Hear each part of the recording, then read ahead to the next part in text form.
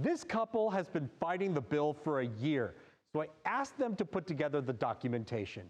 I have never seen anyone build a case like this. So this is just kind of everything I put together. This is the cleaning appointment, what Cigna and United Concordia paid. The next time I have a dental billing issue, I'm going to Jill Grill. Past due notices we've gotten. She's an amateur detective with piles of evidence. Every call, every letter, every charge. She says Coast Dental owes her husband nearly $500.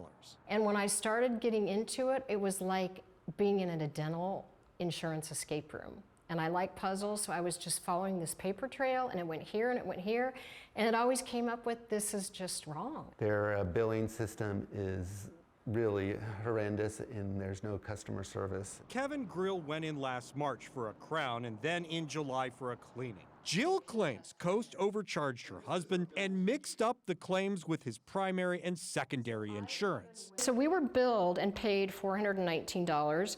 Our primary insurance said that our portion would be $375 after they paid. The secondary insurance paid $357, and so our portion was actually only $17.55. Jill did the math and says now that everyone's paid, Coast Dental owes her husband a $489 refund. But instead of a resolution, Kevin keeps getting past due notices for an additional $302. It's just wrong.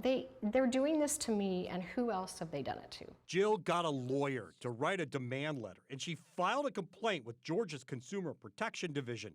There are others, but if you look at the Better Business Bureau, there are hundreds of complaints. Every number we called routed us to one of those call centers. We tried to reach Peachtree City, and the Dunwoody office was closed. I'm telling you, there's no way to reach these guys. We went to a third location in Roswell, and look what we found.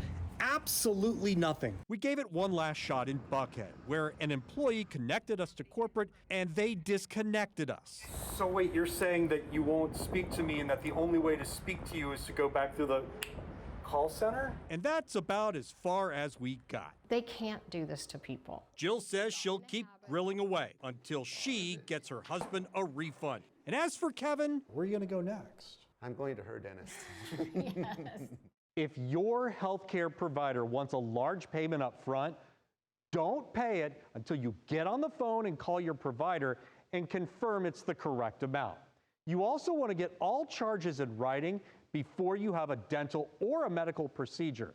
Then call your insurer and again, see what they say. Finally, look at your explanation of benefits. Your portion is your portion. If a healthcare provider asks for something not on that EOB, tell them to submit it. I'm Better Call Harry, Atlanta News First.